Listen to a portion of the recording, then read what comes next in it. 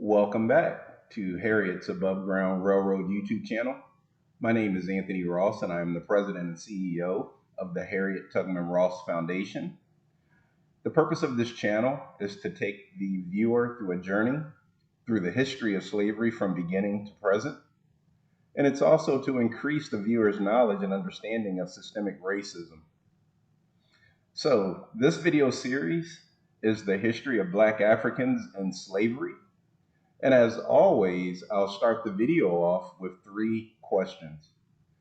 The first question is, why was this group targeted to be enslaved worldwide, and why were they made to continue to suffer? Why did the rest of the world accept this behavior? Governments, rulers, and religions. And lastly, why don't people realize the present day effects on these people? So with that, we'll get into the video. 1831, Virginia. Thomas Dew, a legislator, proudly refers to Virginia as a Negro raising state for other states. Between 1830 and 1860, Virginia exports some 300,000 slaves, and South Carolina exports 179,000. The price of slave increases sharply due to expanding territory in which slaves are permitted and a booming economy in products harvested and processed by slave labor. 1832, Boston. The New England Anti-Slavery Society is established by 12 whites at the African Baptist Church on Boston's Beacon Hill.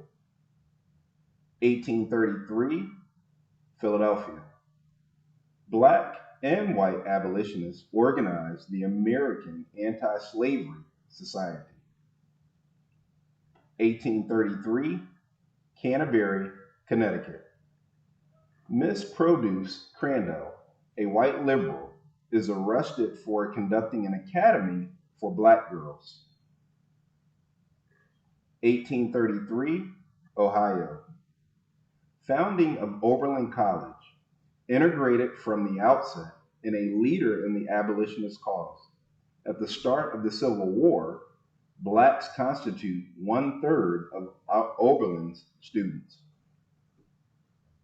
1834, British Empire.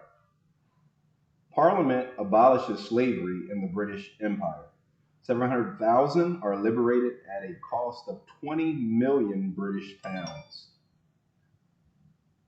1834, South Carolina.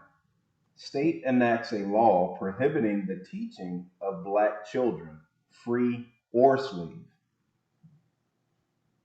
1835, Washington, D.C. President Jackson seeks to restrict the mailing of abolitionist literature to the South. 1835, North Carolina. The last Southern state to deny suffrage to blacks. North Carolina repeals a voting rights provision of the state constitution. The state also makes it illegal for whites to teach free blacks. 1836, the United States.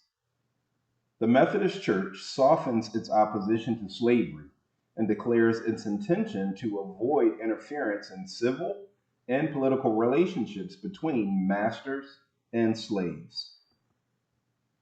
1836, Washington, D.C. The House of Representatives adopts the gag rule, which prevents congressional actions on anti-slavery resolutions or legislation. 1837, Alton, Illinois. Elijah P. Lovejoy is murdered by a mob in Alton after refusing to stop publishing anti-slavery material. 1837, Florida. John Horse, a black, is a commander of Seminole Indians in their victory over American troops at the Battle of Okeechobee. 1837, New York City. James McCune Smith, establishes medical practice after studying medicine in Scotland. 1837, Boston. Series of abolitionist work are published, including Reverend Hosea Eaton's A Treatise on the Intellectual Character and Political Condition of the Colored People of the United States. 1837, Virginia. The price of a slave, prime field hand, that is, a black male between 18 and 25 years of age, in good physical condition, reaches $1,300, then declines in the wake of a recession. 1837, Canada. Blacks are given the right to vote. 1838, Southern states. Black preachers are increasingly forbidden to conduct services, as slaves are required to worship under the supervision of their masters.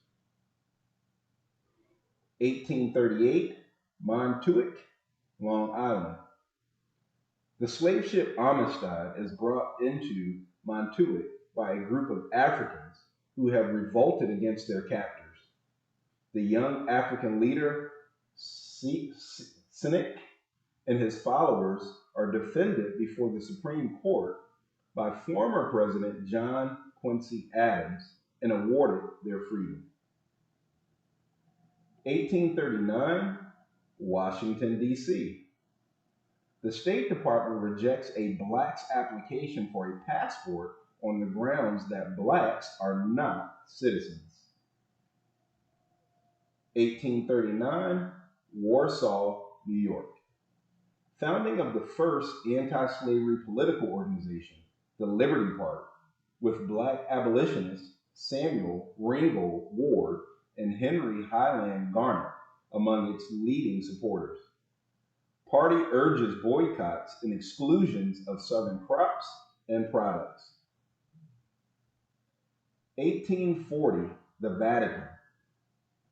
Pope Gregory XVI declares opposition to slavery and the slave trade. 1840, New York and Vermont. Jury trial for fugitive slaves is instituted. Vermont law is overturned in 1843 and then reinstated in 1850. 1840, Massachusetts. Running counter to a nationwide trend, Massachusetts repeals law forbidding intermarriage between whites and blacks, mulattoes, or Indians. 1841, Virginia. Slave revolt on the vessel Creole en route from Hampton, Virginia to New Orleans. Overpowering the crew and sailing the ship to the Bahamas, the slaves are granted asylum and freedom. 1841, Massachusetts. Frederick Douglass begins his career as a lecturer with the Massachusetts Anti-Slavery Society. 1841, the United States. Increasingly restrictive segregation statutes are enacted. The New York State Legislature grants school districts the right to segregate their educational facilities. South Carolina forbids whites and black mill hands from looking out the same window. Whites and blacks in Atlanta are required to swear on different Bibles in court. 1842, Boston. The capture of George Latimer, an escaped slave, precipitates the first of several famous fugitive slave cases straining North-South relations. Latimer is later purchased from his master by Boston abolitionists. Agitation for Latimer is marked by Frederick Douglass' first appearance in print. 1842, Rhode Island. Suffrage is granted to blacks. 1842, Pennsylvania. An early challenge to the Fugitive Slave Act of 1793 occurs when a state court convicts Edward Prigg of kidnapping for his recapture of an escaped slave, Margaret Morgan. The Pennsylvania court denies that the Fugitive Slave Act or Fugitive Slave Law applies in Prigg's behalf on grounds that it must be enforced by federal officials. An early dispute between immigrant and black laborers erupt in coal mining areas where black and Irish miners clash. 1843, Buffalo, New York. Henry Highland Garnet calls for a slave revolt and general strike while addressing the National Convention of Colored People or Colored Men. Garnet, Samuel R. Ward, and Charles B. Ray participate in the Liberty Party convention, becoming the first blacks to take part in a national political gathering. 1843, Massachusetts and Vermont. Legislatures defy the Fugitive Slave Act and forbid state officials from imprisoning or assisting federal authorities in the recapture of escaped slaves. 1843, Washington, D.C. Approval of Webster-Ashburton Treaty, in which Britain and the United States agrees to keep ships off Africa coast to suppress the slave trade there. No agreement is reached, however, to restrict slave trade within the Western Hemisphere. 1844, Philadelphia. Birth of Richard Greener, the first black to receive a degree from Harvard in 1870. Active as a teacher and editor, Greener is admitted to the South Carolina Bar in 1876 and becomes Dean of Howard's Law School in 1879. So with that brings us to the end of today's video.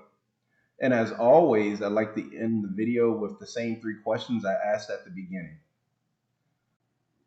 So, why was this group targeted to be enslaved worldwide, and why were they made to continue to suffer? Why did the rest of the world accept this behavior?